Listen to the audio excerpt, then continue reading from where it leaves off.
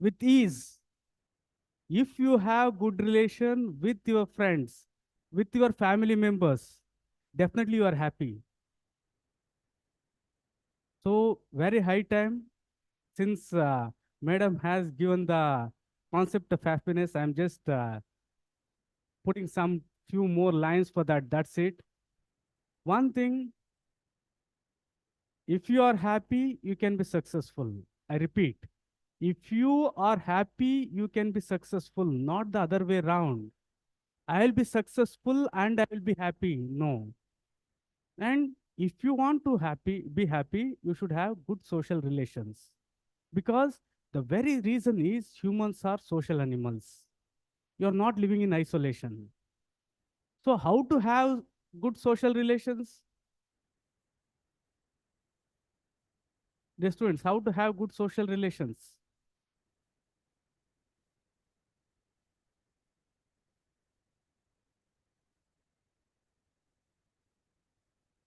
Communication, okay. In fact, the very first thing, trust.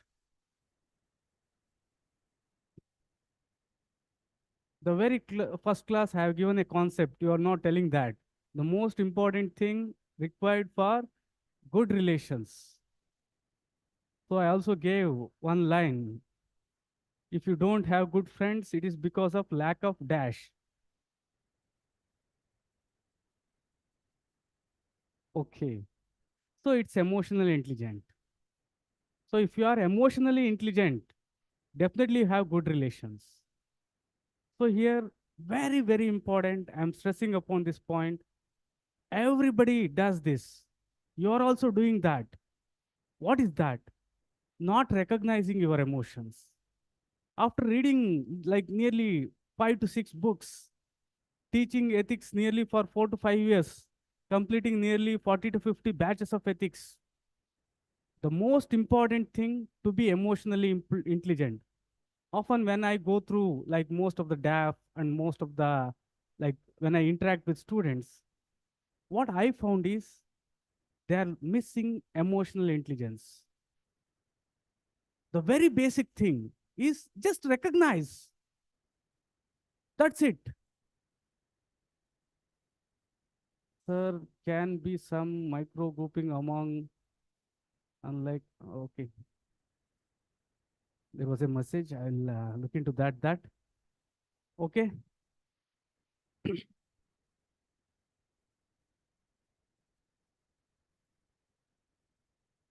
right. So very, very important thing is recognizing. Please recognize. See, now I am here. I should recognize like why I'm feeling like this. What is my energy? If you are not feeling like reading, you have to recognize why you are feeling like this. Then only you can use emotions for your prosperity. It doesn't end there. You should recognize the emotions of others. How can this be possible? By being empathetic. Okay, coming back to the class. So, yesterday I have given a homework. First, let me ask you how many questions were there so that I will come to know whether you have done or not. How many questions were there? Federalism previous year questions. Pankaj says 20. Is it true?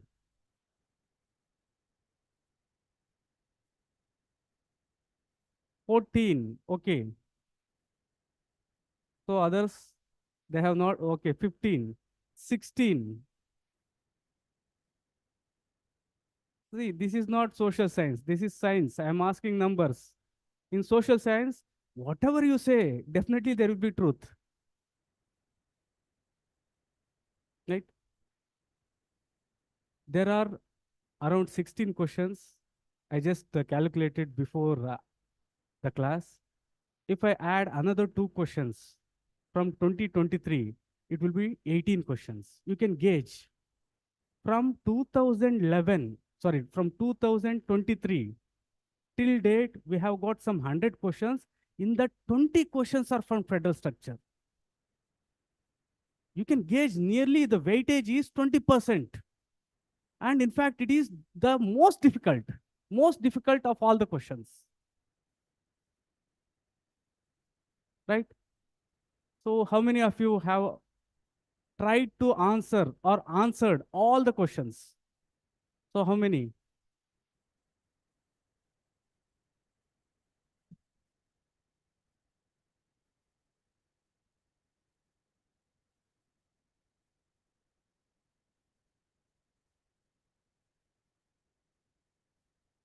Okay, very nice. Almost no one.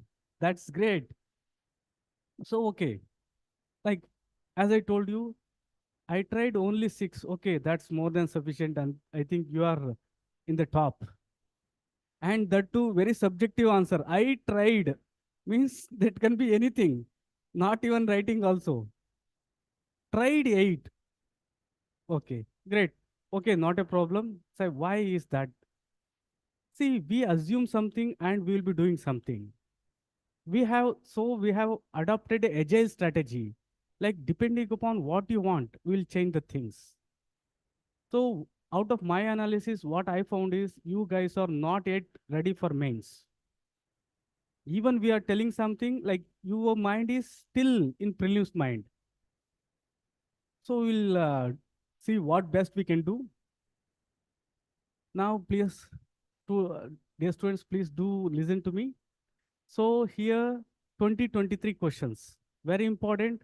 In fact, some questions are mind blowing.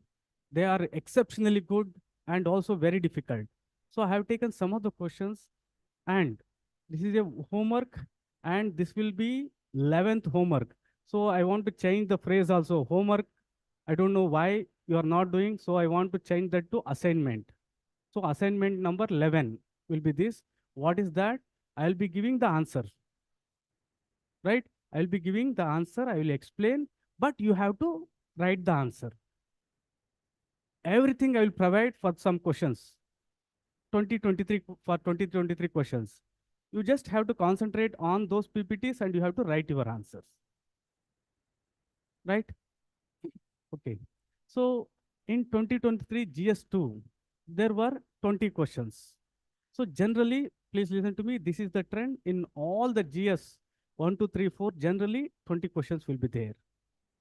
Ethics, some changes are there. Don't worry. So here, 10 questions will be there. 10 questions, each 10 mark and 150 words. See, imagine. You have to write only 150 words. Those of you who have not done this, please do this.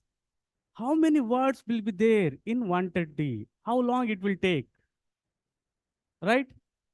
So 10 questions, 10 mark. Very important. Next, another 10 question, 11 to 20, 250 words. 15. For this, they will be giving 3 pages. So very important, very pertinent, and many may not be knowing this. Okay.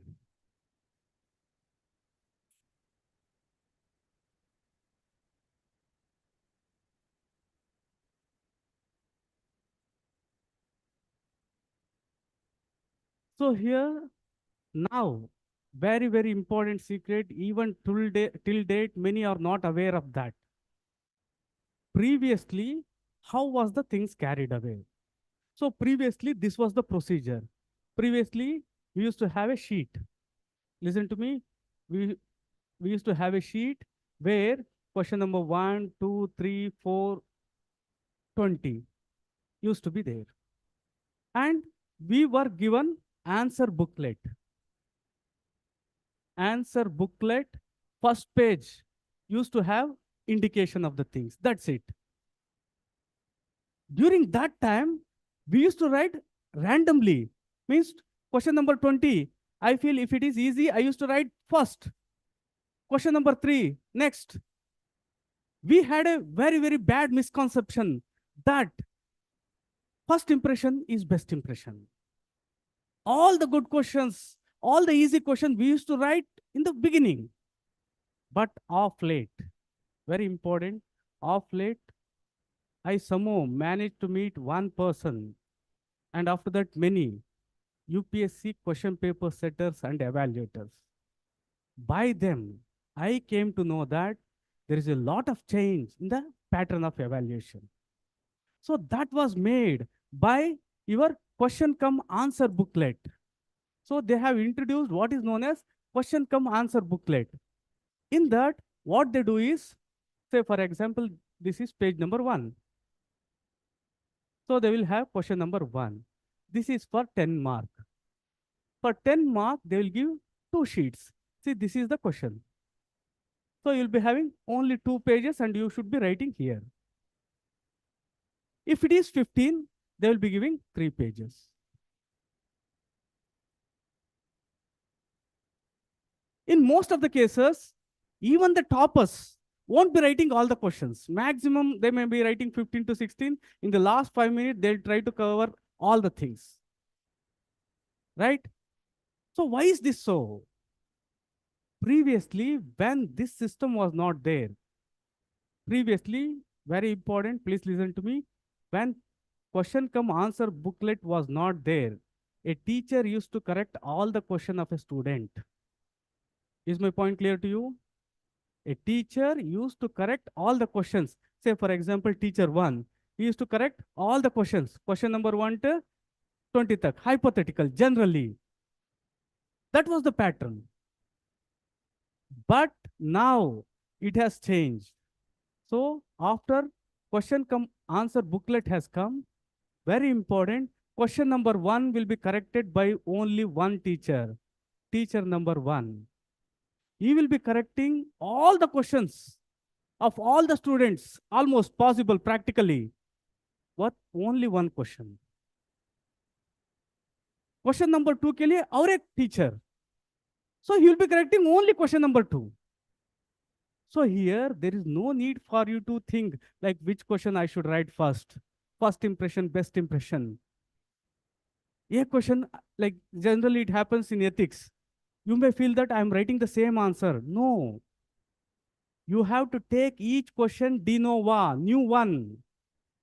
Because each question is thought to be a different entity, corrected by a different teacher. Is my point clear to you? Any doubt with respect to these things?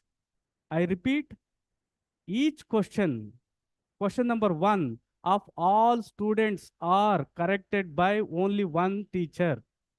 Don't go to the exceptions. Sir, Hindi medium रहते हैं वो ये. This is the general one, the most authentic information. Question number 2 will be from a different teacher. So that this reduces the subjectivity. Right? So for that, you have to take one question at a time. Right? That is one important thing. And another important thing with respect to these things, 10 markers means you should be writing 2 distinct points. 10 markers, very, very important. Like you won't get this anywhere. These are very, very authentic information. So authentic that I cannot tell the source also. So somehow I will tell you the sources also to a certain extent. 10 markers, 10 distinct points should be there, whether you write in para or whether you write in bullet points. So they will be given scheme of evaluation. There, nearly 50 points will be there. I repeat, a scheme of evaluation for the teacher will be given where they will give 50 points for 10 markers. And they have given the scheme of evaluation 1.1 mark. Even in that, say introduction, for them the weightage is less. Body, the weightage, even 1 point means weightage is more. So here 10 points should be there in 10 marker. Next, for 15, you should have 15 points, distinct point. So what is this distinct point? So here, उसी को घुमा फिरा के नहीं लिखना है. Some have this habit. They feel that I have written 2 pages, so I should be getting good marks. अरे आप ना ये वही घुमा फिरा के वही, like beating around the bush. Rama का छोटा भाई लक्ष्मण था, लक्ष्मण का छोटा भाई, ऐसा ही लाइक रामा का वाइफ सीता, सीता का हस्बैंड है. सो ऐसे घुमा फिरा के लिखे तो आपको मार्क्स नहीं मिलता. So it will be distinct. It should be distinct, separate. So you may ask me, sir, like how you come to this conclusion? Very important. Is there anyone who has seen mains, mains, any public service mains answer sheets which are evaluated by any public service commission? State Public Service Commission evaluating the mains answer sheets. Is there anyone who has seen? Is there any rechecking? Very important thing. There will be two evaluators. I forgot. There will be two evaluators. Two people will be evaluating your answers and the average will be taken. And if the difference between the marks given by the first teacher and second teacher is more than 30%, then third evaluation will also be there. So I repeat, two teachers will be correcting invariably for all. If the difference between the marks given by first teacher and second teacher, if it is high, more than 30%, then there will be third evaluation also. So coming to the question, is there anyone who has seen mains evaluated things? Not UPSC. UPSC is not giving, any state public service commission. So I have seen them. Like, don't think that I have stolen. No, legally in Karnataka they give mains evaluated things. So if at all, like if time permits and if I see if I have those things or not, I've got some toppers copies evaluated by Public Service Commission. All Public Service Commission, they have some standard, whether it's state or union. So there I have found these things. How they evaluate, how they give one framework to the teacher. Right? So based on all these things, I'm giving you some clues. Okay, you should have distinct points. So take home, what should be the take home from UPSC question papers? Very important, UPSC previous year questions से क्यों पढ़ना है? Very important, most fundamental. अरे आप ये history, geography, polity ये सब पढ़ रहे हो. How many marks you will get? Really, this is true one. In prelims, 30 to 40 questions are directly or indirectly from previous year questions. How you have to be doing? Sub topic wise. All questions related to inflation should be in one place, prelims and mains. And with respect to mains, by now you might have analyzed, nearly 60 to 70% of the questions can be answered. This is truth. But no one is doing this. The most important thing, and I'll tell you the lacunae also. Here, they are not providing topic-wise questions. I repeat, nobody is having topic-wise questions. They are having subject-wise questions. Polity, governance, all put together. Students won't understand anything. Federal structure. So there, once again, there has to be demarcation. Devolution of power. All questions related to devolution should be at one place. Not like all federation, separation of powers, all put together. Students will be in confusion. To predict this year questions, this is the most important thing. Please go through prelims and mains questions. Very important. मैं कितना भी बोलूं कमी है वो. So that is the reason why we are taking this thing. What is the take home from UPSC previous year questions? Dear students, the most important thing is mindset of UPSC. How the question paper set us things. Very important. Not just the mind. The most important thing here is the concept. Very important. This I am talking with respect to mains. Each and every question, mains, is very scientifically prepared. It is a concept. I repeat, each and every mains question is a concept. By that, you will come to know what is there in the mind of UPSC. With respect to federation, what is there in the mind of UPSC? Then sometimes it is an analysis also. Because they will give the analysis and they will tell to explain this, substantiate these things. It reflects the mind of UPSC. It's a concept. It's an analysis. It's a viewpoint. It's a stand. All these things are the most important things required for writing the mains answers. See, nearly It's a open challenge. 60 to 70% of main questions are repeated. Let me ask you a question. You might have seen many videos on YouTube. Other than those who come after the examination to explain, have you ever seen previous year question mains analysis of past questions? Almost no. Nobody is doing that. That is a very difficult one. I'm like openly confessing you. एक UPSC question को solve करना is almost equal to you having like mastering one subject, not subject, one topic. It's very difficult. Okay, answer writing. So by keeping all these things, you should write the answers. See here, it is giving the concept, it is analyzing, it is even giving a standpoint. That is what they are asking. So dear students, this is what your mains answers also should be. So what is the concept? Along with the concept, current related should be your introduction. The analysis to the point of the question is the body of the question. Viewpoint or the stamp point, very, very important. This is the conclusion.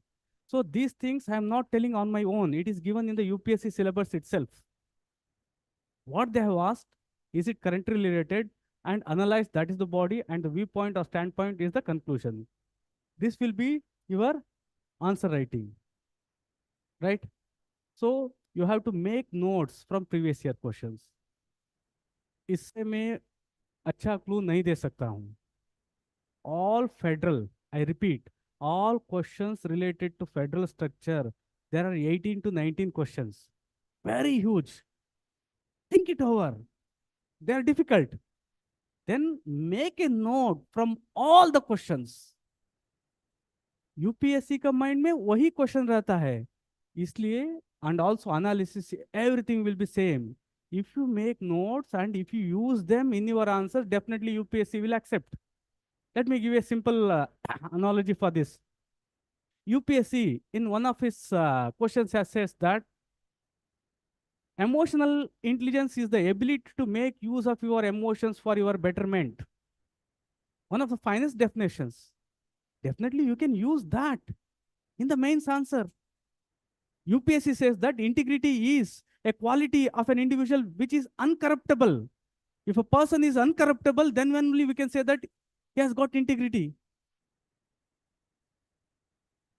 Many like that, especially in the polity and ethics. If you just analyze the questions, previous year questions, they will give the answers also.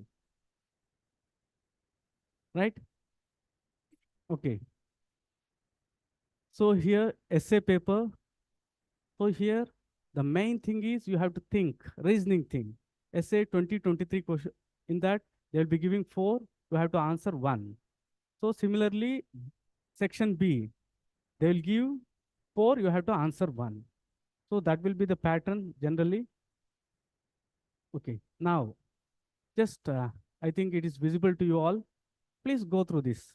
Take your time. No hurry. Just read the 4 questions which are given. The most important 4 questions that are given by UPSC. Just go through. And after that, zero down. I'll give you time because you are not doing the homework. Say some 2 to 3 minutes. Which is the question you will be answering and why you answer? You should be letting me know. First, understand the question. Take your time.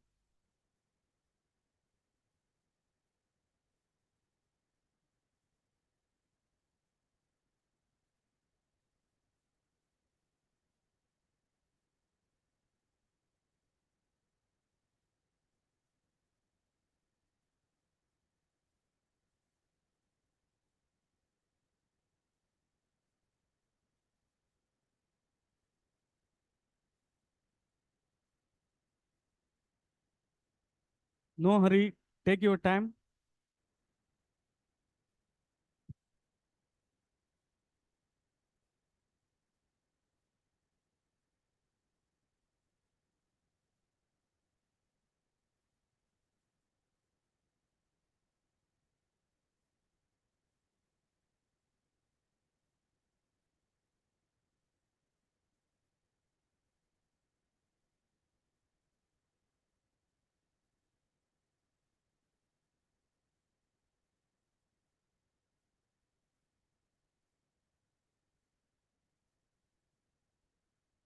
So dear students, one thing, you should have confidence.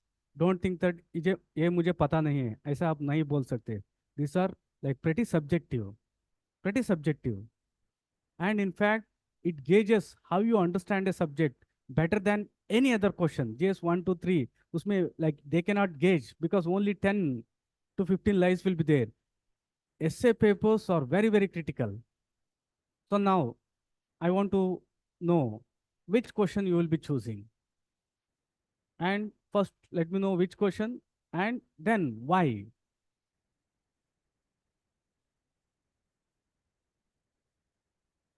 So please do answer.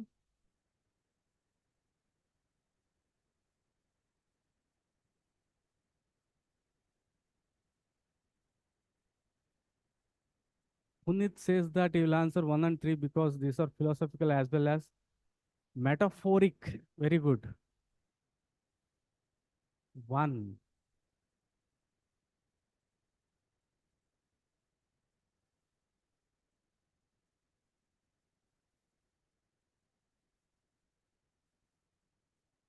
So almost all 1. Don't worry, it happens. Nearly 50% of the students will be writing only 1.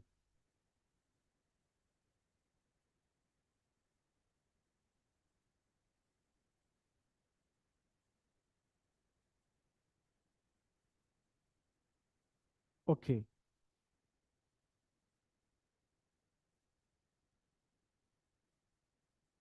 So here one point I would like to like request you. If you are not proficient in Hindi, I repeat, this is for both Hindi medium and English medium and other languages also. You should have basic idea of Hindi. If that is not the case, nearly 30 to 40 marks you will lose. There are two ways. Questions are set in English medium and they are translated to Hindi medium. I repeat, even our constitution was written in English. After that, it was translated to Hindi. Here, all UPSC questions by rule are set in English and they are translated to Hindi. So here you have got one advantage, one disadvantage also. While translating, there are some things. They say, for example, probity, integrity. There is no equivalent word in Hindi at all. So you may go wrong. So that is the defect with respect to that is the limitation or disadvantage for Hindi medium students.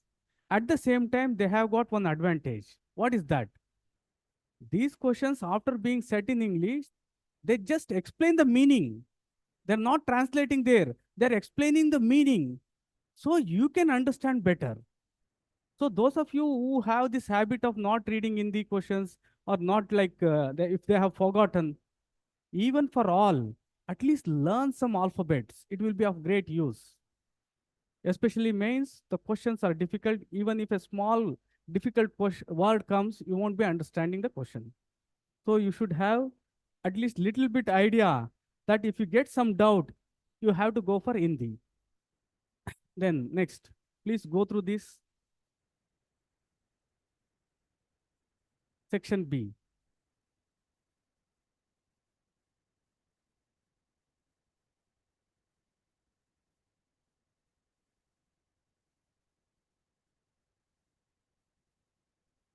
Tarun says in pre also many times Hindi translation give hints.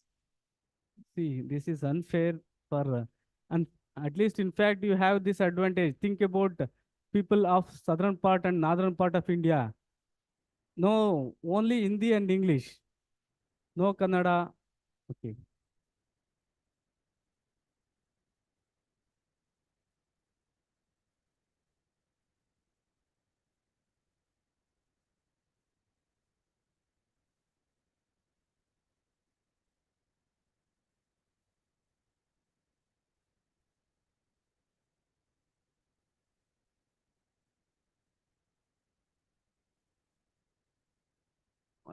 Okay.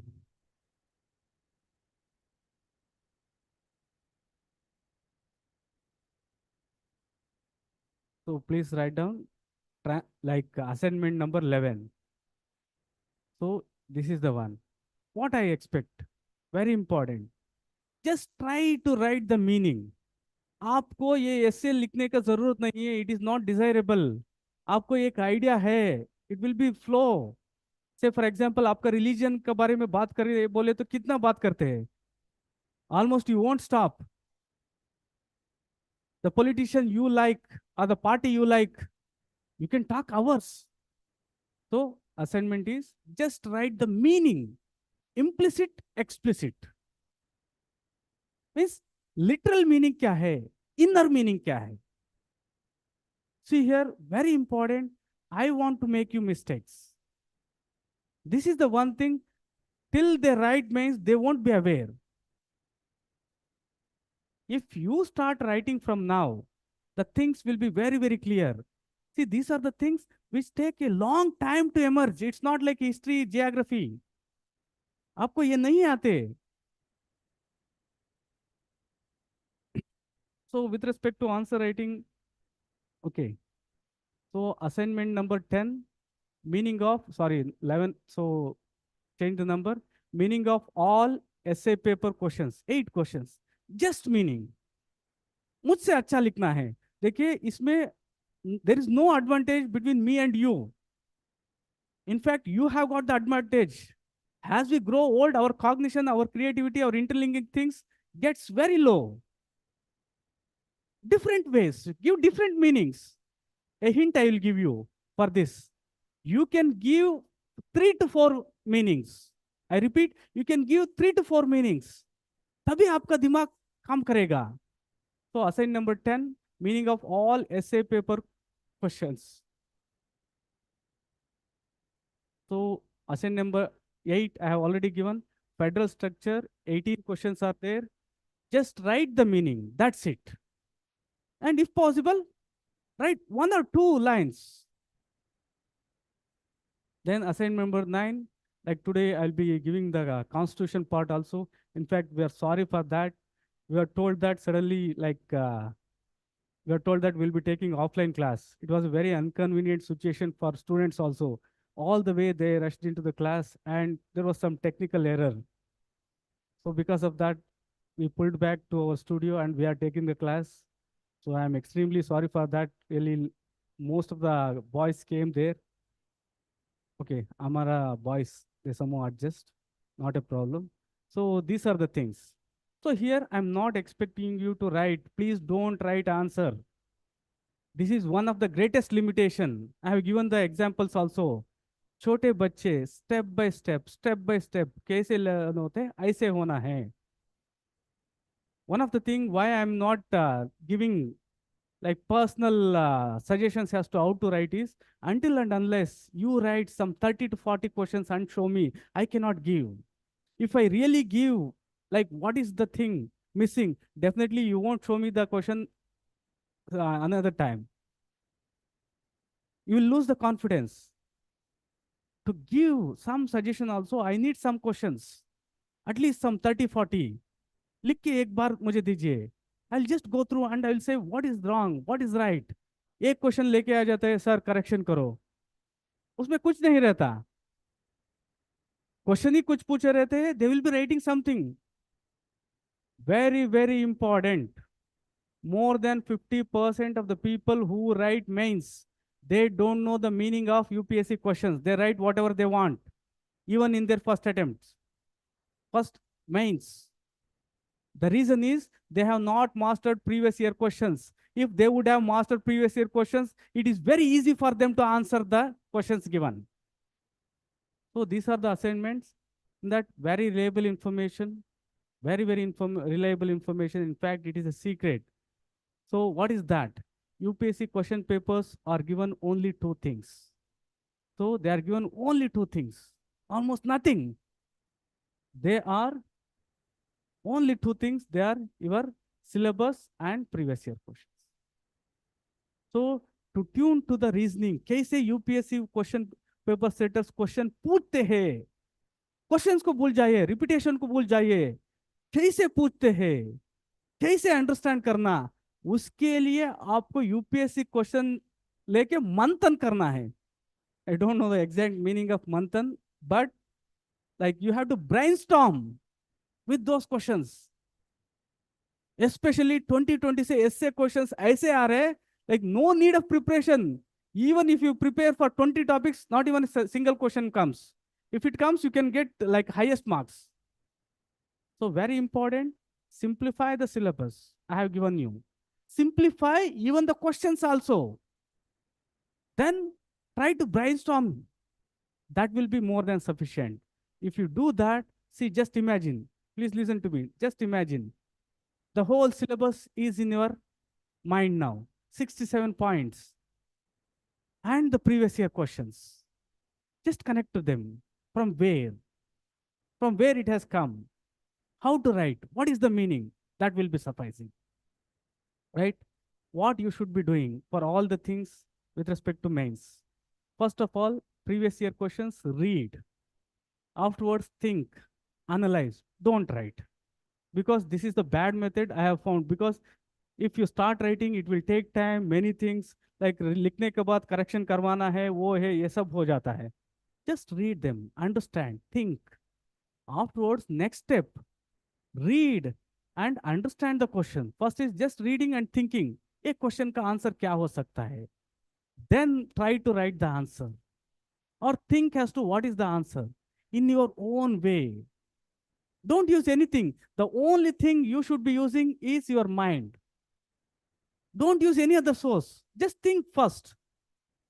Why I am saying this often is that when you see the model answer or when you see any other question, you will feel very happy. अरे इससे अच्छा मैं किया था. आपको original thought आता है. Is my point clear to you? So to begin with, don't try to write the things. Understand the question. Write the meaning. Think on your own. Whatever may be the question, try to answer. अरे आपको इसका 100% पता ही नहीं है. Try. That's it. One of my friend used to do only these things. He never went for answer writing practice or anything. Just he used to take the question and he used to think how to write this one. He got service also. He never used to do anything. Take the question and he used to think. इसको कैसे लिख सकते हैं? क्या पूछे हैं? That's it. That's what you have to do to begin with. You should use only one source. That is your mind. First, don't write.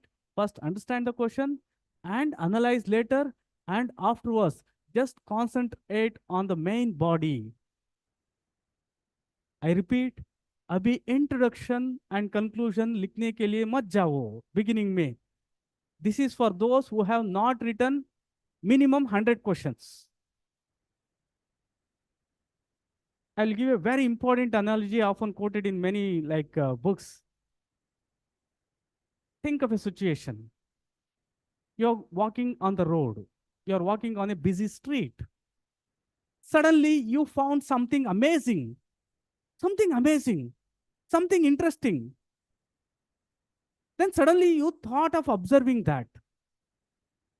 When you thought of observing and when you turned in that object, like maybe time is limited or something like that.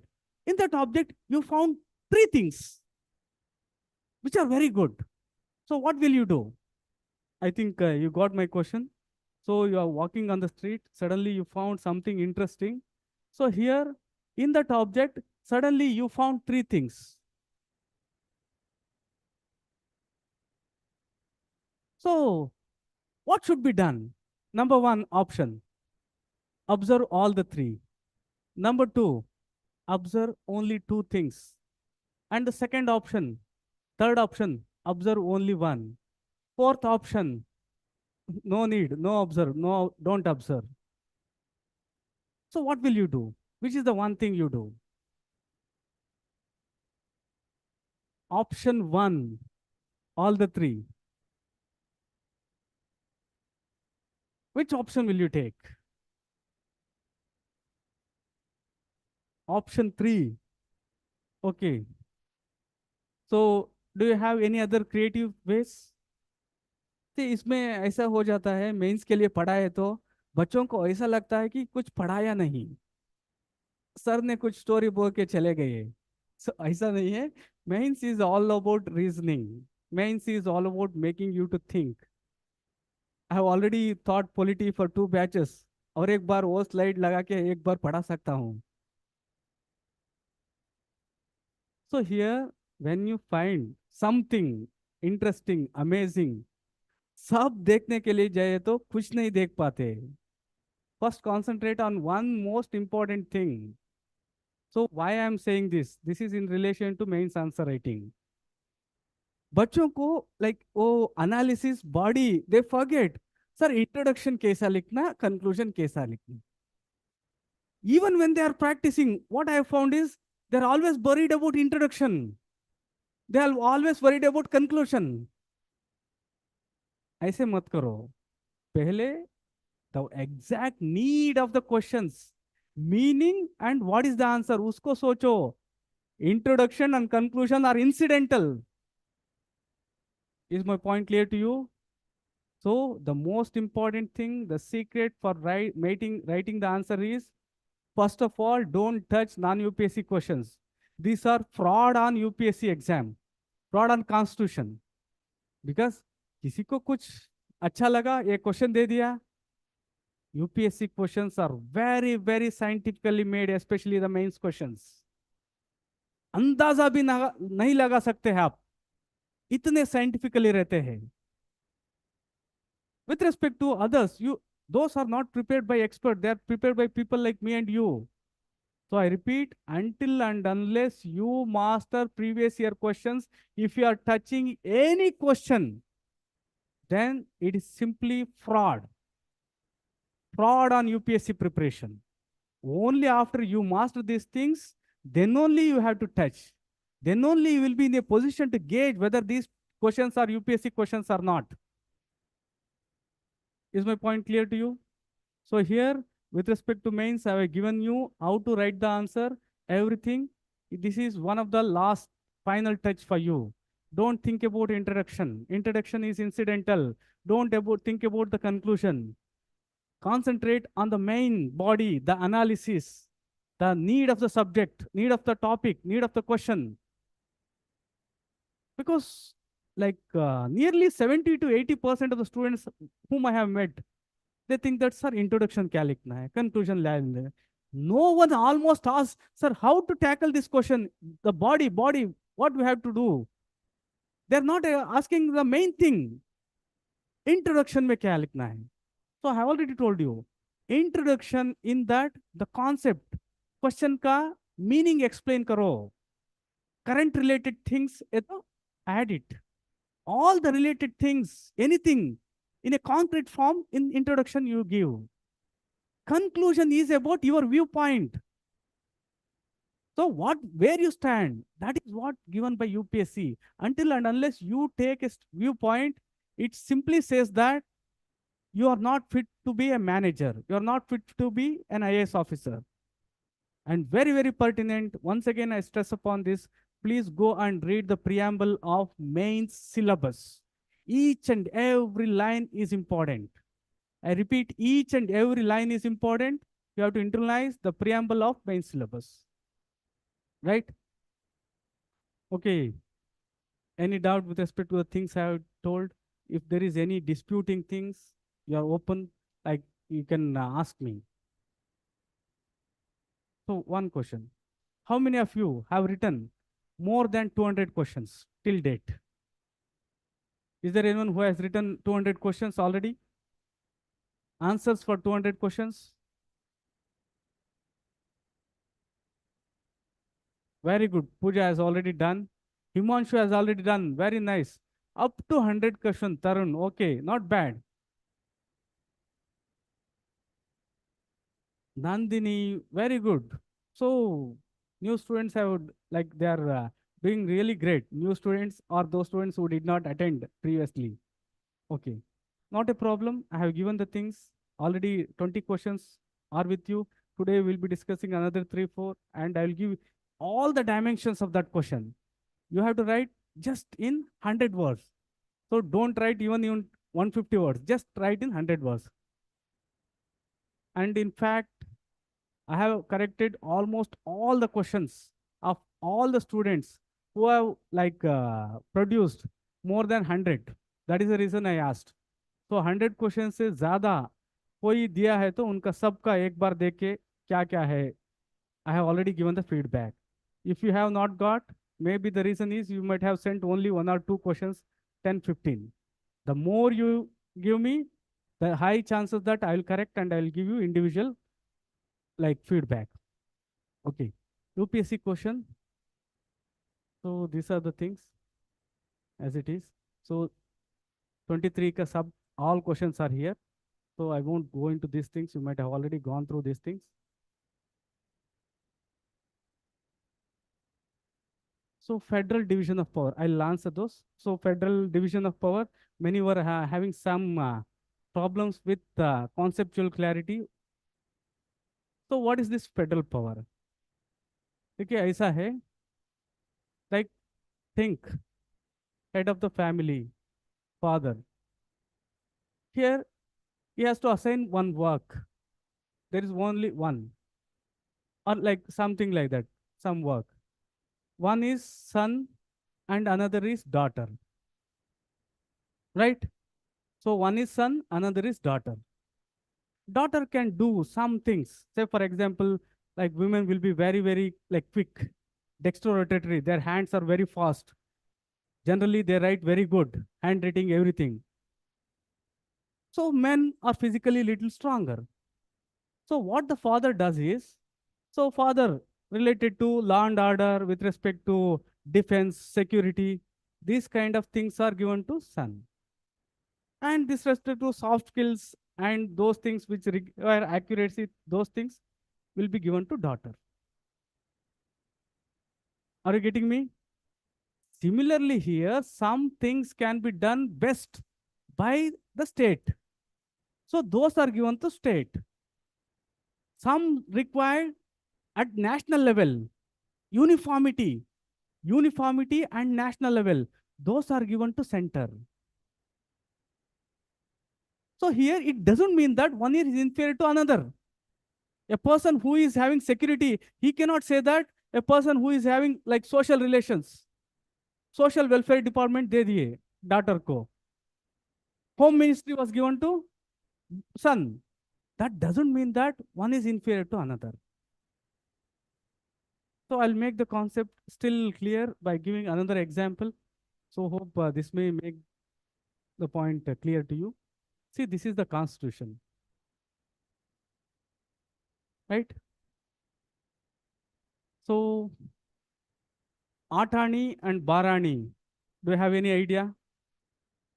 8 paise, 4 paise, those things like that. Yes. So हमारा जमाने में ये चलता था. So 4 आनी बोले तो 25 पैसे. I don't know बिहार में कुछ डिफरेंट चलता होगा. इनफैक्ट हमारा टाइम में एक कहा होता है. People of Bihar think that India is in Bihar, not the other way. So they used to think that India is in Bihar, Bihar is not in India. So think that the father is having 8 ana, 8. This is constitution, right? And 4 ana means 4p. And also you think this has power. So 4p is given to whom? Your center. And another 4 ana or 4 paise is given to your state. Is it clear? So previously 8 were there, 4 is given to state and 4 is given to center. उसका बाद क्या किया? So what is the next one is how to spend this 4 paise. This is given to 3 people. ऐसा है joint account. Account is one. 3 people are having the things. So how to use this, how to spend this is given to 3 people. That is your legislature, executive, judiciary. At the state level, at the center, also the same. So is the concept clear to you? Some works are given to daughter. So daughter has to do those things. Separate. division and separation, right? So here, this is the one. This 4 paise, how they have to utilize is given to 3. If they come together, then only they can spend this one. Okay. So subjects, so very important. Often questions are asked with respect to subjects. So these are the subjects: union list, state lists, and concurrent list. Residuary subjects like cyber law, a very, very important example, which are not included or not mentioned in any of the list, will be residuary powers. They are with union. So very important. So here, this is the list. From this, more than 4 or 5 questions from prelims have come. No need to write down, just go through these things. And after this, you have to go to the original list and you have to make out as to what are these things. So these are the areas. So here, the state government is independent with respect to these things. So these are like, say, for example, daughter. So she will be doing these things. So like son, he will be doing these things. So state cannot do these things and union cannot do these things on normal circumstances. It's one of the most simplified form which I came across, which was there in NCERT. Please go through and internalize now. Especially the concurrent list things, education, transfer of property other than agriculture land, means agriculture land is in state list. Forest, trade unions, adulteration, adoption and succession.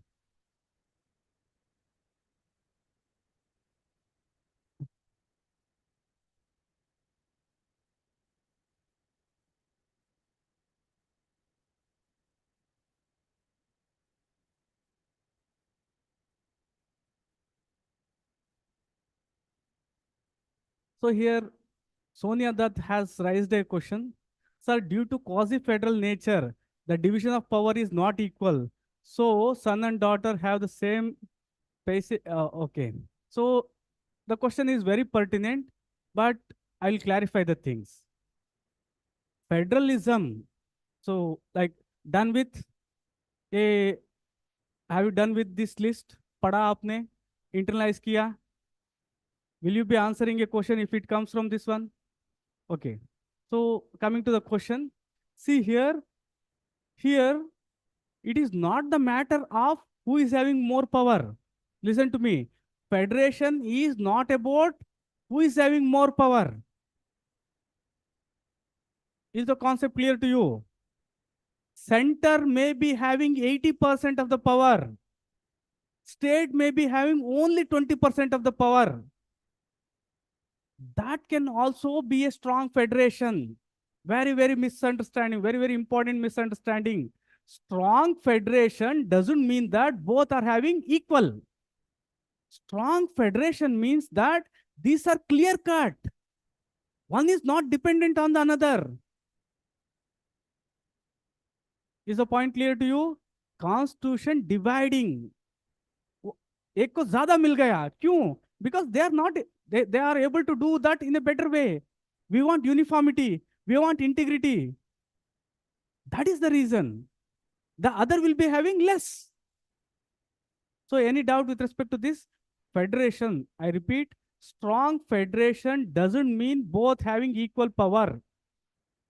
Strong federation means the principle. Division of executive and legislative powers by the constitution. That can be said to be strong federalism. So it is not about 50-50. वो concept आप mind से निकालना है. In fact, I also used to think like that. Strong federalism means state also will be having equal power. No, that is not the thing. Okay. Even if it has 10% also, it can be strong federalism.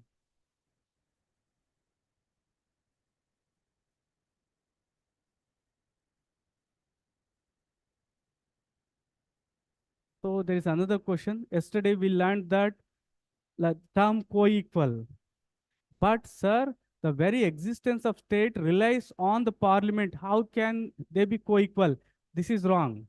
The very existence of state does not rely on the parliament. Parliament creates states, right? After the states are created, they are independent. The power is given. That was, in fact, one of the questions. When you divide into, when you divide a state into more number of units, districts, it is just administrative for purpose. But when you divide the country into more units, you are giving independence. You are giving them independent charge. Means directly you are getting power from the constitution. Okay, we'll discuss that. Okay. Next, cooperative federalism. Like one of your student has already, like they are ahead of me. Cooperative federalism. This was given by Gravin Austin. Very simple, very authentic thing which is there in NCERT. I am telling you. What is cooperative federalism? Means that need for close cooperation between union and state. What is cooperative federalism? Where center and state cooperate with each other. That is cooperative federalism. India is said to be cooperative federalism according to Gavin Austin. It is not the truth according to his opinion. He says that this is cooperative federalism. Cooperative federalism means there is a need for close cooperation between center and the state.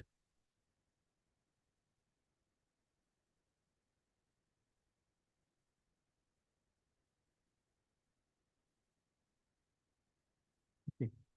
So I was just seeing some of the messages. And I am little happy that I have provoked some things in you with respect to federalism. That's good. See, these 18 questions, if you have understood, take it from me. You can ask me after this year mains. You can answer most of the questions from federalism.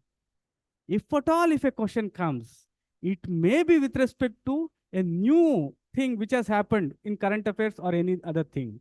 That also can be answered on this one. Okay.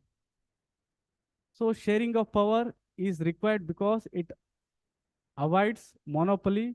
In fact, Aristotle's treatise stated that separation of power should be there in government. So who was the first person who gave separation of power? It was Aristotle. But the French scholar Montesquieu gave a comprehensive theory of separation of powers in his book, The Spirit of Laws. So a small like point, the term politics, so sorry, not the term, separation of power, the concept in fact was mentioned by the Aristotle in his treatise or book Politics, but in a systematic way, it was given by Montesquieu, right? Okay. So power sharing, horizontal and vertical division, it's a very, very important one. This I have taken from NIOS and IGNO material. This diagram is not there anywhere. Please do write down. So this is horizontal division. So you are already aware of that. This is not that important. This is pretty easy. The next one, vertical division. So I tried to put like many times, but I was not having the clear image. But after seeing that, I was able to. The source is IGNO and NIOS. So this is the vertical power sharing. See how beautiful. They are given, like they are all parallel governments. So here, like my suggestion is, like you keep only till here. So only till here. No need for local government because there are many like debates whether to include local government or not. Because local governments are statutory by the acts of state government. They don't have original power. That is the reason. But you can write this as it is given. So union government, state government, and local government. This is a very important picture which you have to keep in mind, especially the vertical division of power. So done with Leclerc.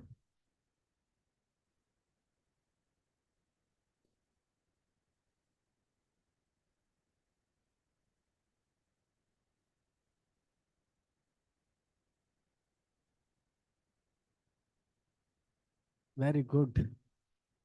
Okay.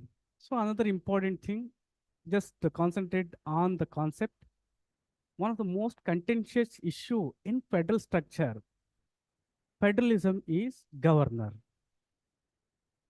So here, the main thing why it is very contentious, very, very important, in the whole constitution, I repeat, in the whole constitution, if there is one office which is very contentious, which is very ambiguous, where there is no clear cut things, that is governor.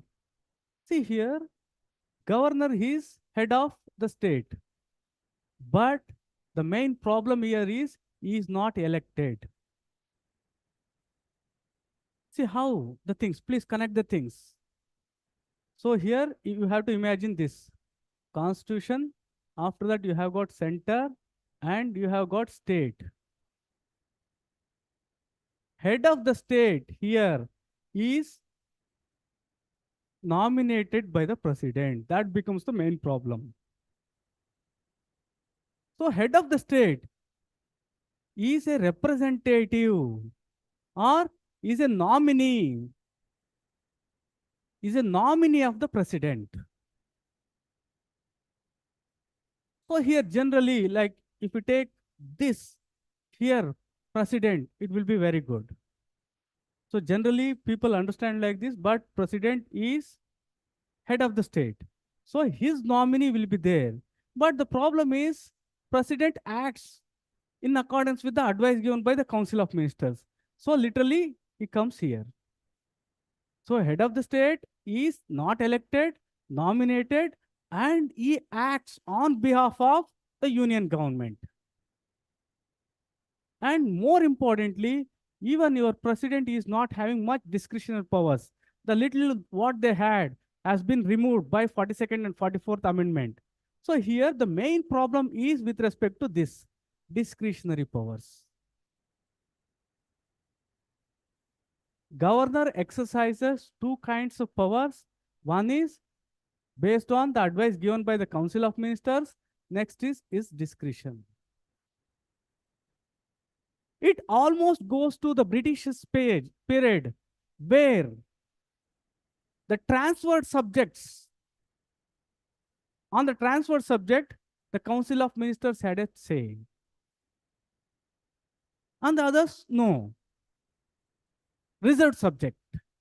So here, most contested with respect to federal structure, exercise of discretion. In the second one, the exercise of discretion has made the governor's officers most controversial constitutional office in the country. Most controversial. You may not imagine, long before, if Congress government comes, all the governors who were appointed by the non-Congress government used to be thrown in a single shot.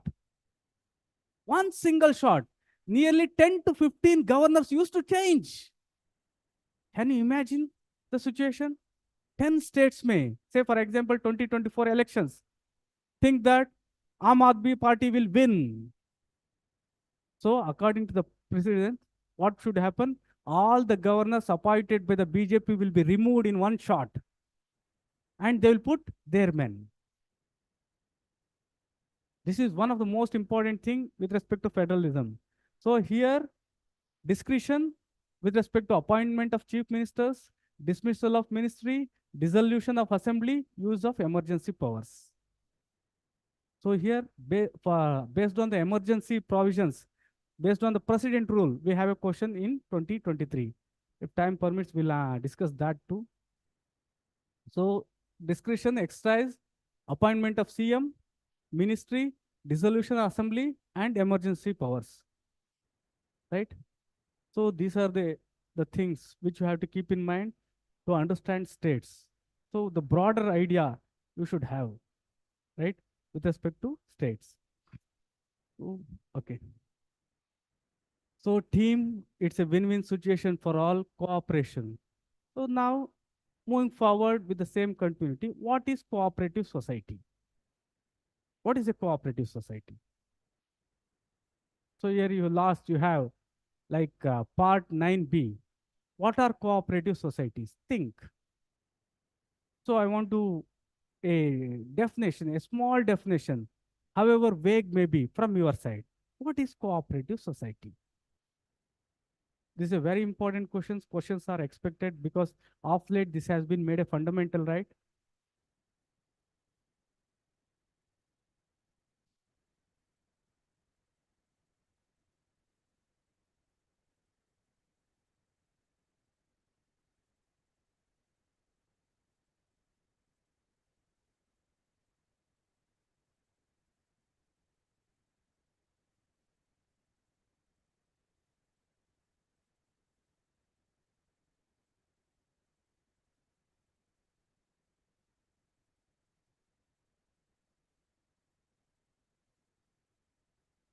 All members are equal. Very good.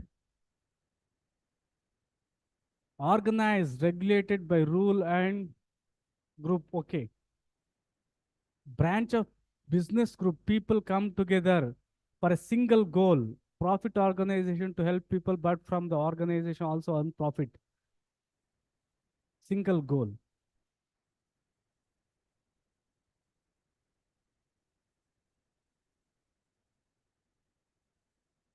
Unorganized. We cannot say unorganized. Oh, right? Okay. So why I took up this is, as I already told you, your answers should be very precise. Your short notes should be very precise. So cooperative formation. So first answer the first question. How are cooperatives formed? I am telling exactly what is there in constitution. What is the basis of formation of cooperatives? Is there anyone forcing you to form cooperatives? Just one word. First one. How are they formed? Cooperatives. Voluntary. So what is the first thing with respect to cooperation? Voluntary formation. Functioning. How should they function? Next one. Function. Function has a team. Very good. Then should they have freedom? Should they have autonomy? Or should they be restricted?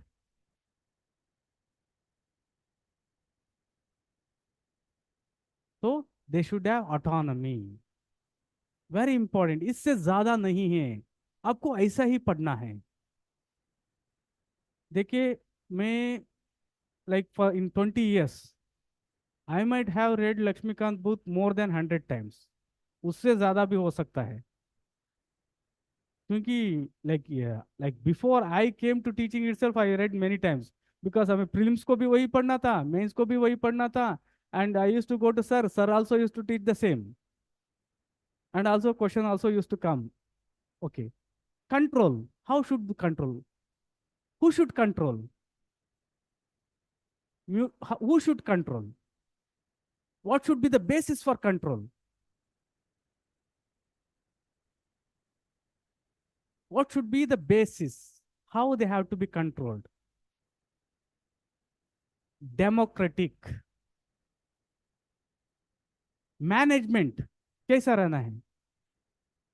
How should the things be managed?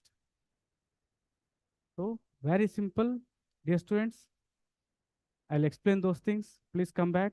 Now, 97th Amendment, just it has added three things. One is 19(1)(c), cooperative societies, fundamental rights, right to form cooperatives. Now, my question is, now we are here in Super 200, can we form a society? हम एक society बना सकते हैं क्या? Yes, we have got that right. Then DPSP, it says that voluntary formation, autonomous functioning, democratic control, and professional management. See, just words. Don't write stories in your short notes. आपका दिमाग में कुछ नहीं रहेगा. And you will never revise. This is my experience. I used to make notes. I won't be having, like, in the fag end, you won't be having time to revise them. Then you will feel very bad because you have spent a lot of time. You are not able to revise. The exam is in the corner. So voluntary formation, autonomous functioning, democratic control, and professional management of the cooperative societies. They added one more, that is 9B, cooperative societies. 243ZH to 243ZT. So in that you have to add one more, that is internationally accepted, that is member economic participation. The term is very important, member economic participation. What is this member economic participation? Member has to contribute economically. तो ऐसा नहीं पुकट में आ जाओ, ऐसा नहीं रहेगा. Member has to contribute economically. So member economic contribution, members need to contribute equally to its economy. Members should also maintain democratic control over the collected capital. A portion of capital is considered property of the group. This is it.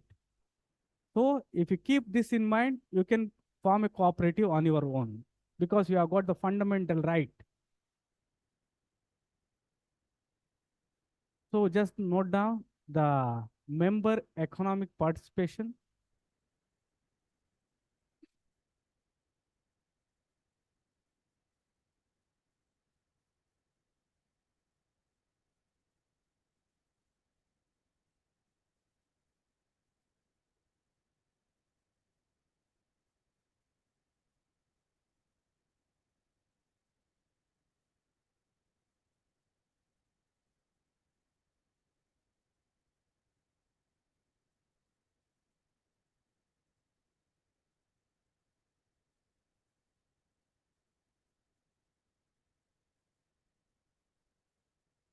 Okay, done.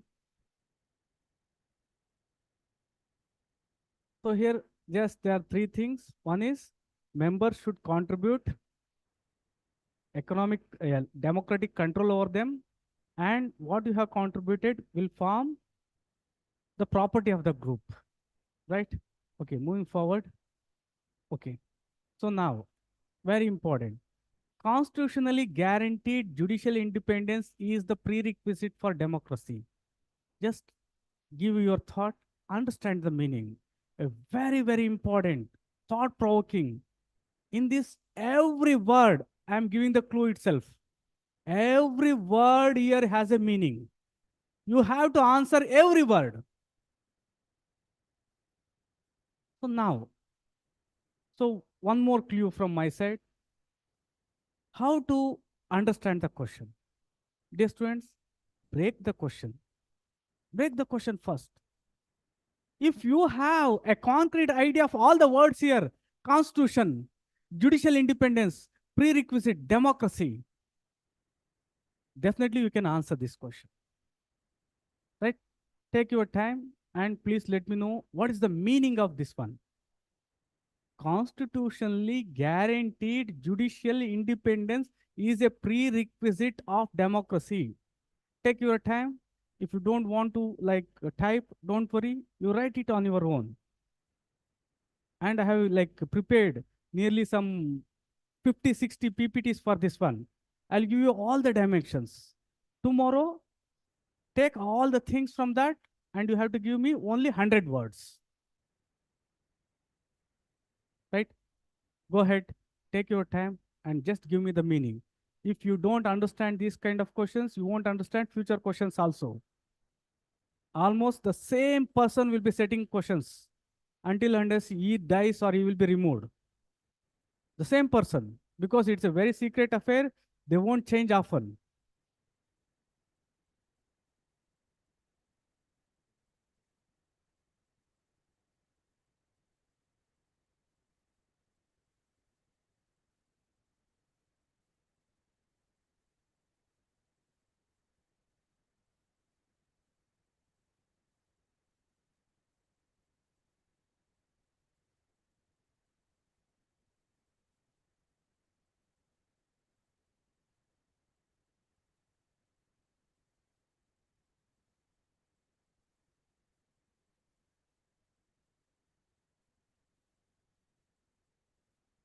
Very good. Many have given really very good answer.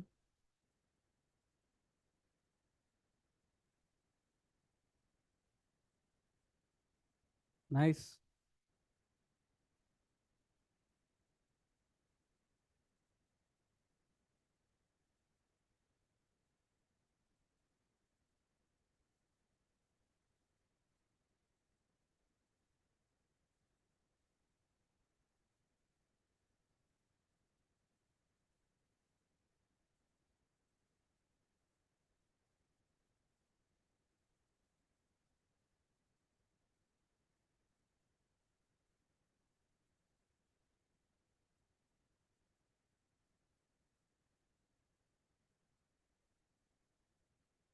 Okay, very nice.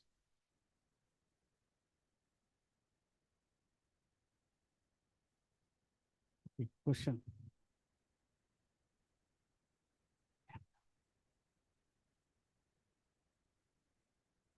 Okay, let us like brainstorm on this one as to how to answer this one. So first of all, we'll take we'll break up this. What is constitutionally provided? See, most of you are missing the main important thing, core thing. Really, your answers are awesome. In most of the things you have mentioned, separation of power, all these things. But the core thing is constitutionally guaranteed judicial independence. So now, please answer this question. What is constitutionally guaranteed judicial independence? First, that is the one thing which I have to keep in mind. Here, independence is the locus. Locus is independence of judiciary. The focus is constitutionally given independence, not the independence given by legislature, not the independence given by any conviction. How does that make the difference is the main question. One of the main question, in fact. Here, there are two important things. One is constitutionally guaranteed independence. So this is the one. So even after writing like 3, 4 mains, I was not able to decipher UPSC questions. Okay. If you are able to do that, mains has given in UPSC, it's just for a well-educated person, you can write very good. Questions ही समझ में नहीं आता. I repeat, why I'm stressing on this one is, if you can understand the questions, UPSC questions, you can write most of the questions. So please let me know the meaning. Constitutionally guaranteed judicial independence. What does this mean? Judicial activism is one of the great action to order the organism. Okay.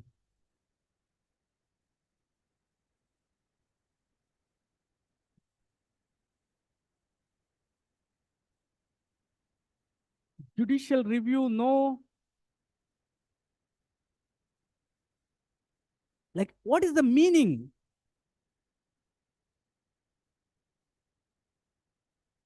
Independence given to judiciary by the, okay. Article 97, very nice.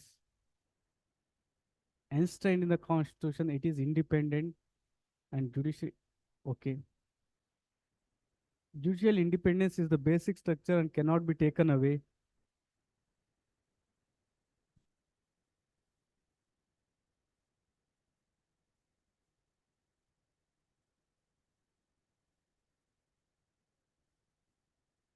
Article 50, separation of legislative and executive powers, very good.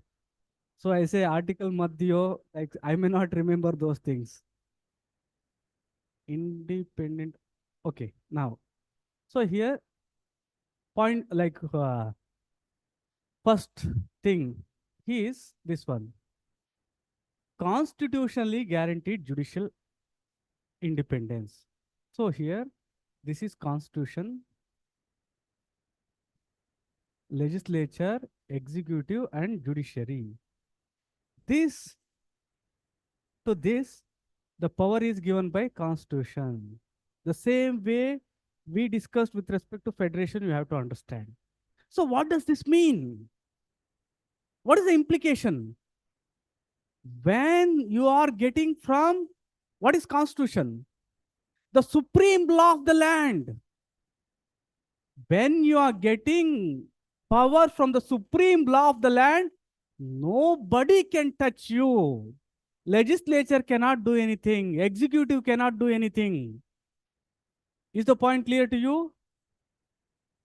So it is very, very pertinent. Constitutionally guaranteed means constitution ही दे रहा है. What does this imply? Your executive, your legislature, because in democracy it's representative form. Legislature definitely have a say. They can make acts. They can make certain acts. Still, they cannot do anything to constitution. Because that So judiciary will be given power by the constitution itself. So constitutionally guaranteed means judiciary is given power by the constitution itself. So now prerequisite prerequisite of democracy. What do you understand by this?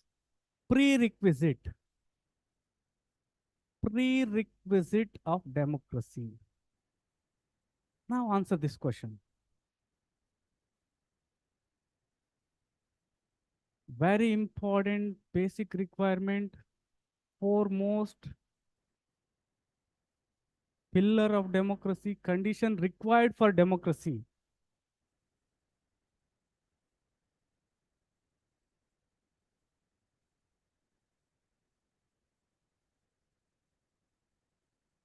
Prerequisite, still grassroots, some few are saying like that.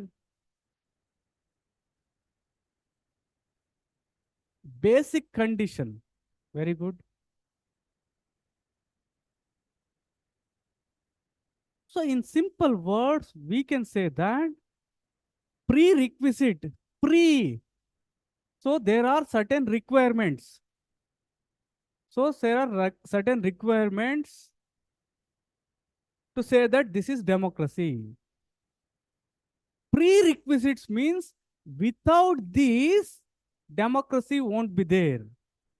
Mean to say that only when we have this, you can have democracy. I repeat, prerequisite of democracy means before you can imagine democracy, you should have constitutionally guaranteed judicial independence.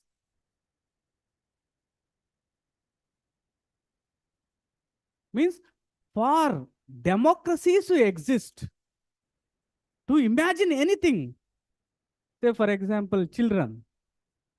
So prerequisite to have children is father and mother should be there. Are you getting me? It may not be appropriate, it just flashed. So without father and mother, you cannot have baby. So don't think about all artificial. No, I'm saying at least don't go for exceptions. Similarly, you apply this conceptually, it's correct.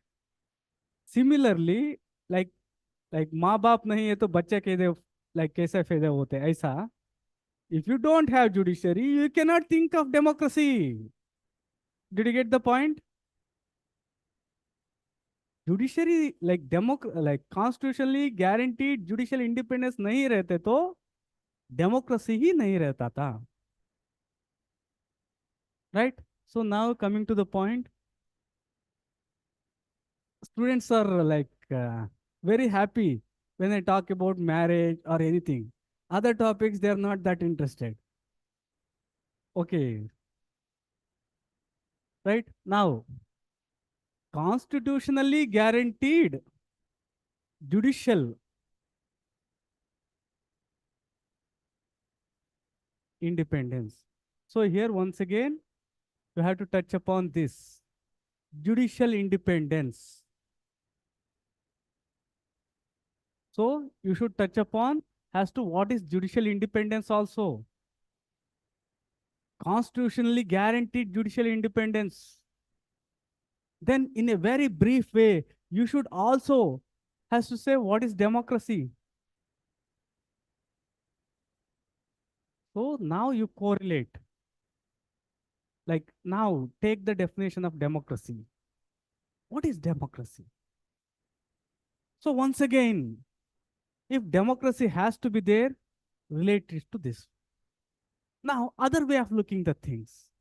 Now, think there is judicial independence, but it is not given by the constitution. Think it over. What will happen? There is judicial independence, but this is not given by constitution. What will happen now? Is the question clear to you? It will be taken away. Very good. By whom?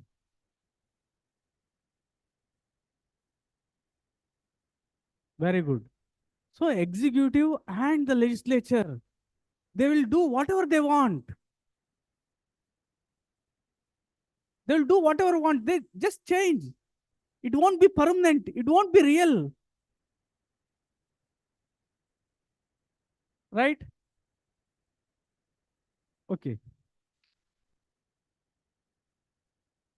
So here, the main thing which you have to concentrate is the constitutionally guaranteed judicial independence. Not just judicial independence. And how it is prerequisite. Now, think that there is no judicial independence. Then can democracy emerge? So it's a very, very difficult question and also multi-dimensional. So now what I expect from you is forget about interview, like introduction, forget about conclusion. What they have asked, just write that. Introduction, conclusion तो incidentally आपको आ जाता है. Right? So now I'm giving you some of the important things from the previous also. Discuss the role of National Commission. So previously it has been asked. I felt almost this question has directly come from my notes. So for main students, I took some classes. Discuss the role of National Commission of Backward Classes in the wake of its transformation from statutory body into constitutional body. So what is statutory body? What do you understand by statutory body? Very good. Pragati, Vidya, Rohit, created by law or an act. So usko like act or law nahi rahe to wo create nahi hoga. Means what does this mean? Who are creating these things? These are created by legislatures, parliament. What does this mean? What is the implication? Executive cannot do anything. Is the point clear to you? So constitution को कोई कुछ नहीं कर सकता. Legislature, executive, judiciary. This should be the understanding. Nobody can touch constitution or all have to obey constitution. Below that, to implement constitution, we have got laws. Why are laws made? Laws are made to implement the constitution, to clarify the things, to execute the constitution. Since these are made by legislature, your executive cannot do anything. Why Right to Information Act is very important. The reason is now your Modi ji or the executive has no other go just to implement. MGNREGA, food security, why it became very important. This is a statutory one. Your executive cannot do anything just to implement. So here, discuss the role of National Commission of Backward Classes in the wake of its transformation from statutory body to constitutional body. It was by 102nd Amendment Act in 2018. So it is under Article 338B, Indian Constitution. So here your main concentration is like what are the things it will be in a position to do better by elevating the things. So I hope you are getting the picture of constitutional body and statutory body. So to make clear these things, see constitutional bodies. Constitution has given the power. So who has written the constitution? It's the people, it's the king. So to implement the constitution, we have got laws. Who make laws? Representative of people. Representatives. So here statutory bodies. There is another person to implement the law. They form rules. So here rules should always follow the law. Law should always follow the constitution. So rules, above that you have got law, above that you have got constitution. If you would have prepared for this question, definitely this question would have been a very easy one for you.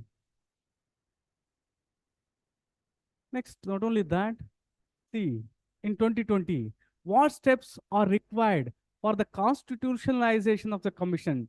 Do you think Imparting constitutionality to the National Commission for Women would ensure greater gender justice and empowerment in India.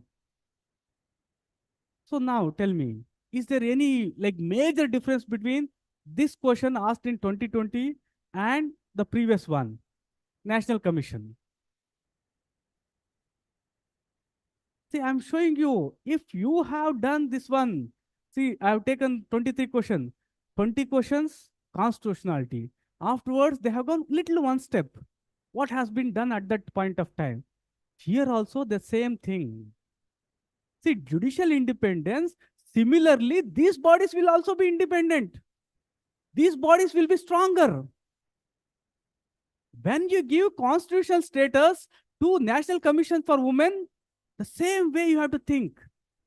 The same power will be given to judiciary. Then your legislature, executive cannot do anything. Right? Now, here, like in 2020 question, answer this very simple question.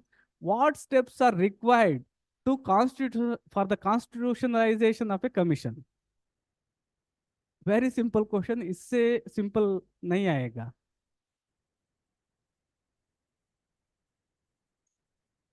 Please do answer this question.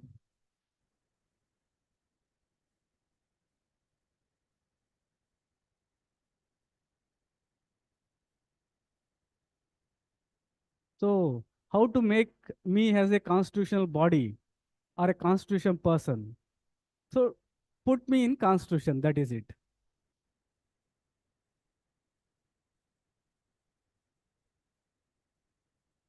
Very good. So here once again, see, you already know. That is the thing you are making. Why I am taking the question? See here, they are asking steps required. In fact, Richa madam has given little bit correct answer because bill has to be passed. So which bill? Constitutional Amendment Bill. So how do you place me in Constitution?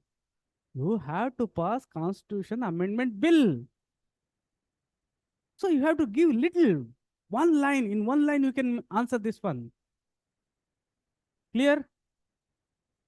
Now, next, the same. Do you think imparting constitutionality to National Commission for Women would ensure greater gender justice and empowerment in India? Give reasons. The same question is asked. Judicial independence, constitutionally guaranteed judicial independence. Yes, how? How? Please tell me. It's a very simple question. 22 thoda simple tha. 2020. 22 little difficult. 23 little difficult. The same question I have asked. So please do answer the next question. How imparting constitutionality to National Commission for Women would ensure greater gender justice and empowerment? It gives constitutional rights to the commission to implement the development. Very good. Then,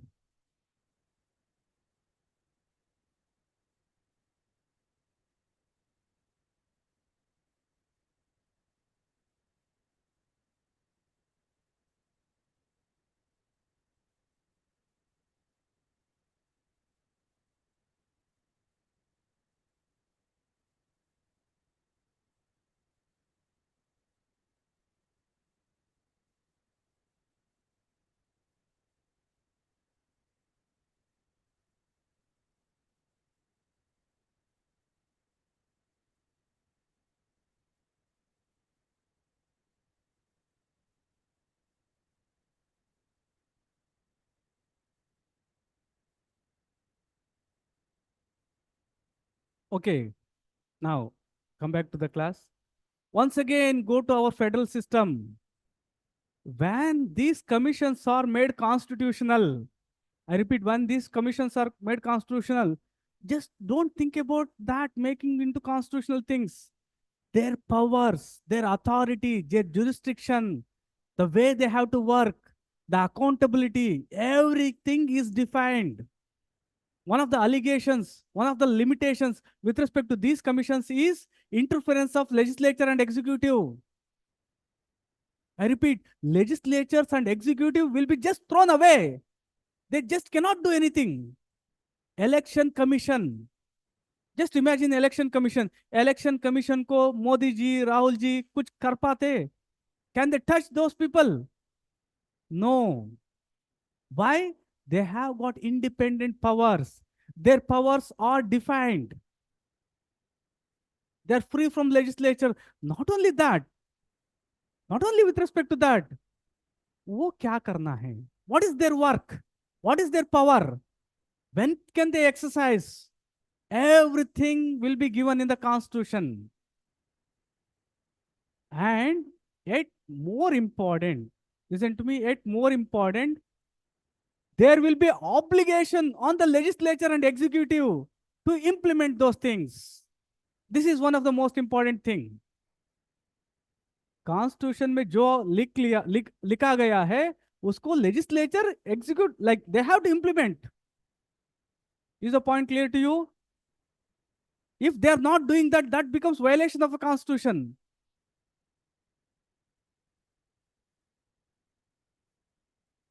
Right? So here, reading the questions, understanding them is very important. I've already shown you in a single concept, they have dragged this one. And this question is perennial and this may be asked for you in interview, especially like for girls. Okay. So core issues I have already given. One like constitutionally guaranteed independence and how it is prerequisite. Means to say, if it is not given constitutionally, what will happen?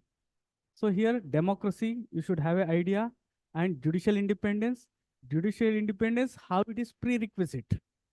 You have to think about these things. You should have fair understanding about what is democracy, what is judicial independence. Judicial independence is prerequisite for democracy. How?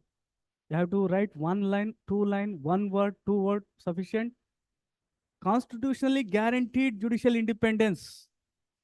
Constitutionally guaranteed judicial independence is a prerequisite.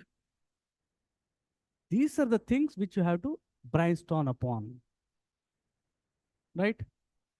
So democracy is a form of government, is an idea, is an aspiration, is a standard, and add one more, it's a form of making decisions. So please internalize this one. Democracy, they have not given democratic form of government. Very important in this question. आप तो democratic form of government, legislature, executive, judiciary को ही सोच रहे हो. Why you are not talking about the democratic form of society? Do you think without judiciary there can be equality? There can be liberty, justice? So in all these aspects you have to touch. ये आपको brainstorm करने से exams में like the thoughts will flow. Take it from me. If your answer is not prepared in your room, in exam you won't write anything. Chance ही नहीं है. I have written like more than 10-15 mains, including other things. UPSC mains. You won't really have times.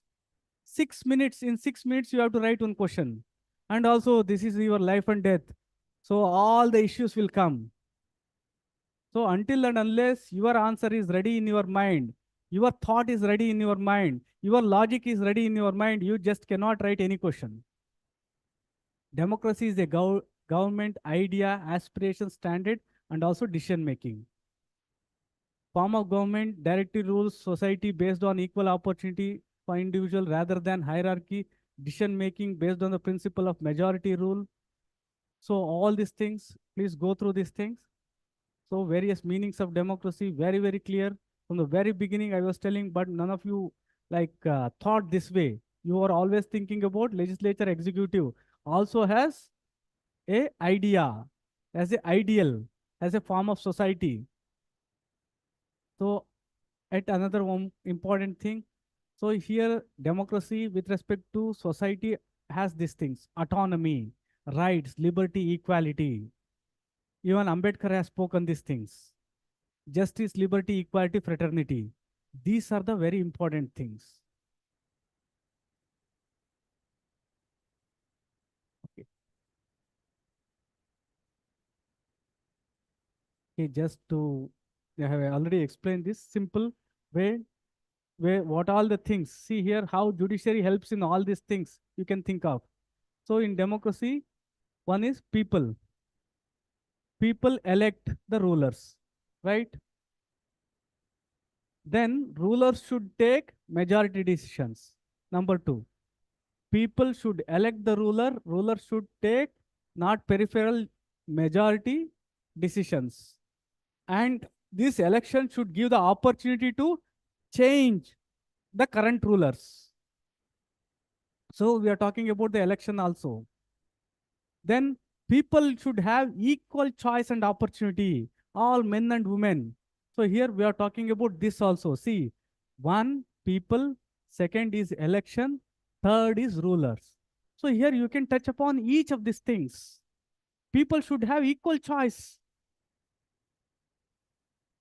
Then, right?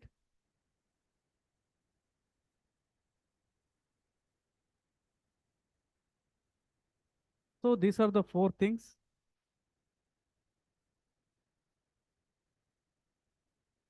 So the same things I have made. So you please go through these things. It's very, very important. Democracy का ऊपर questions रहेगा ही. It will be because we are dealing with democracy. So all the things I will be providing. Please go through these things once again. Just make a short note, one line for each para. That will be sufficing. So they have connected even democracy as a principle also. This I have taken from three sources: NCRT, IGNO material, previous year questions, Lakshmikant book, and some article of Indian public administration. Okay. So judiciary, why judiciary? So now coming to the next, judiciary, why? Disputes are bound to arise. So here, these disputes are settled by judiciary to implement the rules. The principal or rule of judiciary is to protect the rule of law and ensure supremacy of the law. Meaning of independent judiciary. What is the meaning? Simple meaning. So now please answer this question. So it's very pretty easy. You know this one, but I want to know from your side. What is independent judiciary?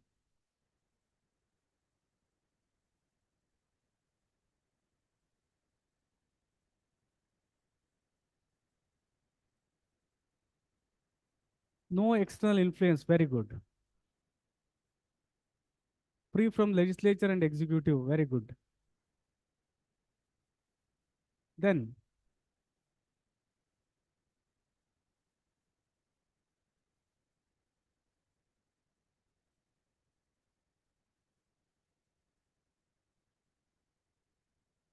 okay.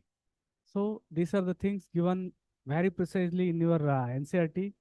Other organs of the government, other organs is very important. It may be anything. Must not restrain the functioning of judiciary in such a way that it is unable to do justice. So, should not restrain. Why it should not restrain? It should see that justice should be done. Other organs of the government should not interfere in the decision of judiciary. Judges must be able to perform their function without fear or favor. So these are very, very pretty simple things. I repeat, judges must be able to perform their duties without fear or favor. Other organs of the government should not interfere with the decision of judiciary. Other organs of the government must not rest, must not restrain the functioning of judiciary in such a way that it is unable to do justice. Okay. But very important, it does not mean that arbitrariness and accountability should not be there. Very, very important. Judicial independence does not mean arbitrariness and also absence of accountability. So these are the two things. Along with that, in Constitutional Assembly debate, they also have raised the point that judiciary should not become, very important word, super legislature or super executive.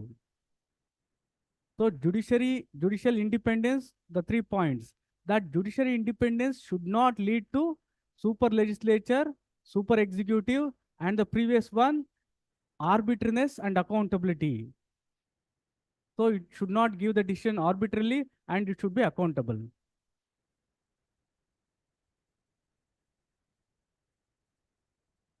So constitutionally guaranteed. Because why? Very important. Why? Because judicial importance gives primary importance. Constitution is the law of the land.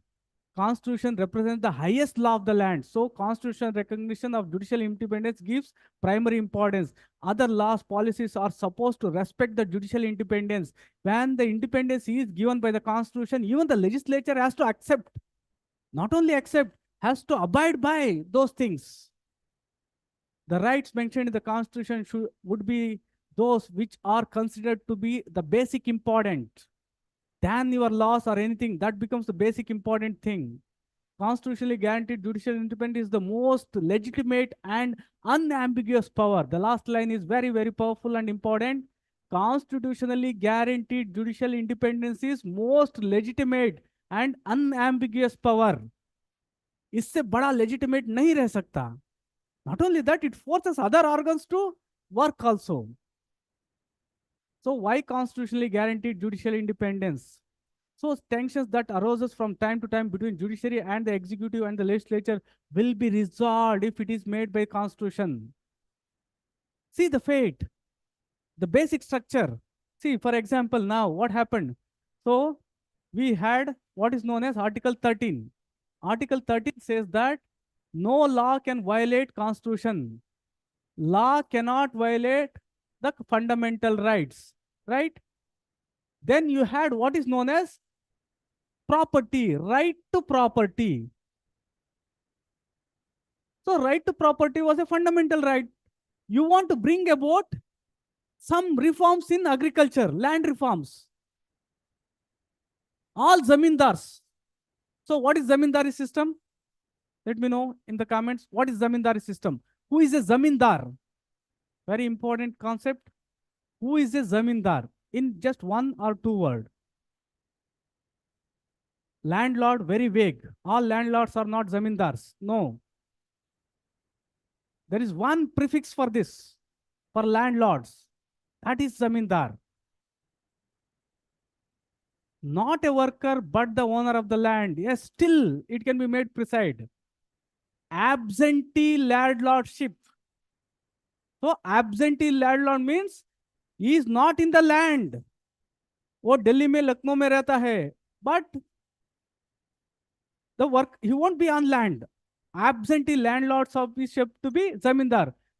See, this is one of the reasons why some of the areas where we had zamindar system are still lacking, because there was just zamindar. Just imagine there is a talaka, there is a tahsil. There used to be some 10-15 zamindars. All land belong to these zamindars. Abhi bhi, like to certain extent, it's okay. After independence, what happened is these zamindars, think about the situation. Imagine 100 zamindars in a tahsil or in a like taluk. They started distributing the land to their kith and kin, their fellows, all these people. Then what about others? In a taluk, only 10 people will be having land. What will be the fate of others? That is the reason why in the places where zamindari system was there, still there is concentration of wealth. If you come to places like Karnataka, where we had Raitwari system, where Raita, the peasant, was the owner. We all have land, but we never have like 50, 60, 100. Kisi ka paas nahi hai. Even 1 acre. They are doing commercial farming. They are doing flowering, floriculture. They are very, very rich. Everybody has 1 acre, 2 acre, 3 acre, 4 acres land. So to overcome this, they wanted to have land reforms, but right to property was coming in place. Listen to me, very important concept I am explaining you. Right to property was coming into place. Law cannot violate fundamental rights according to Article 13. So what they did is, to bypass this, they made what is known as 9th schedule. So they made what is known as 9th schedule. So they thought of keeping all these things in the 9th schedule. way back in 1957, 1951 itself made, bypassing the fundamental rights, right? So now this is the context. Law cannot violate fundamental rights. To implement land reforms, to implement land reforms, right to property was coming in the way. So to bypass that, they created ninth schedule and they kept all the land reforms, land reforms related laws here. Then one fellow like you, intelligent person, he questioned, "Arey judiciary, what you are doing? You are simply like watching these things. They have amended the constitution and they have made one thing what is known as ninth schedule. But this amendment is against the constitution, against the fundamental rights." Then Supreme Court, listen to me, the sequence. Supreme Court in Shankari Prasad case, it said that amendment is different from law. Law doesn't include amendment. Afterwards, once again, in 1965, 67, I suppose, in Golaknath case, it said that no, law amendments cannot violate fundamental rights. Means amendments became law in the meaning of 13. Once again, this was to overcome this. This is the landmark. In Golaknath case, Supreme Court said that indirectly amendments comes under law. To overcome this, Article 13 Clause 4 was made, which says that amendment does not come under the view of Article 13. Right? I think 24th Amendment. So to overcome that, to overcome this, amendment was there made. Then at last, your Bharati case, Subramania. So because of that, now the things are resolved. So why did I say this? Because there is ambiguity. There is ambiguity. And also very, very important thing is Keshavananda Bharati case. Highest number of judges never sat, 13 members sat. Once again, there is controversy. 7 out of 13, only 7 accepted this. Other 6 said that this is wrong. See the thing. Please imagine, there was a very narrow majority, very thin majority. If one judge would have come this side, means this judgment would have not been there. Right? So here, there won't be tension or any other thing if you have got constitutional things. So prestige of judiciary will be very high. Audiences will have high expectation from the judiciary. For all these things you should have. Okay. So what's the time? Okay. So again, I have explained the concept of democracy in a very, very systematic way. So this is the one. In introduction, you can have democracy, judicial independence, how judicial independence is a prerequisite. In the main body, constitutionally guaranteed judicial independence, how it is related to democracy, prerequisite of democracy. And in the conclusion, you should have a standpoint. There you can say that constitution is the supreme law of the land. So constitutionally guaranteed judicial independence will be original, permanent, real, and it will be more independent. And the executive and the judiciary has to just implement these things. It is at the same time, this independence given by the judiciary should also be sufficient, unambiguous. At the same time, it should not make judiciary super legislature or super executive. So these are the things. So what is the homework? Please read all these things. Write on your own. Now, once again, I'm saying you don't worry. I repeat, don't worry about introduction. Don't worry about conclusion. Because By focusing on those things, you are missing the link. You are not only analyzing the questions, right? Okay. So I still had many questions. So, and also I have given complete with respect to I have taken from various sources. See, these are the things. Please go through this, and you have to just write some 10, 100 words. What will happen if there is no constitutionally guaranteed judiciary? I've taken about these things are some of the important outcomes and problems. So all the things I have listed down, you just go through these things and you give me an answer, right? So this is one of the assignments. So the material I have already given you, you have to give it like you have to write it. That is the one. And the more you write and the more you submit, the high chances of me correcting those things in like very intensely and give you the feedback. If you give only one question, two question, I cannot give. The reason is not that I won't like I don't want. The reason is I cannot give the appropriate feedback by just one or two questions. Okay. So if you have got any doubt, please let me know. So and also don't like forget to write the what is that assignments. What I expect is just one line, two line meaning. That's it. Nothing more than that. Right? Where to submit? I have already told you. You can submit to me directly. So here I have already told you. Please submit to me. The Telegram already has for the Telegram so that 1 year like what you will be doing, there will be one a repository. Whenever you find anything, sir, I have already submitted. If you say, I can go through those things. And when I go through, like December में आप क्या लिख रहे थे, January में क्या है, so I can give feedback in a scientific way. Having said that, let me conclude the session. Have a great day. Enjoy your preparation. Civil service examination is one of the easiest examination. Now focusing is very, very difficult. If you are able to concentrate, 100% the chances of winning is yours.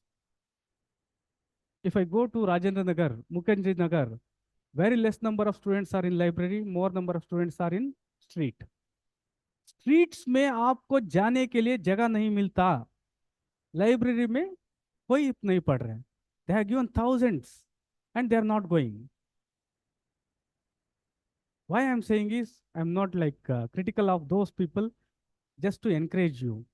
If you are also not reading, it doesn't matter, like others are also not reading. If you are reading, you will be having edge. Having said that, let me conclude the session. Thanks for attending the session. Have a great day. Enjoy your preparation. Thank you.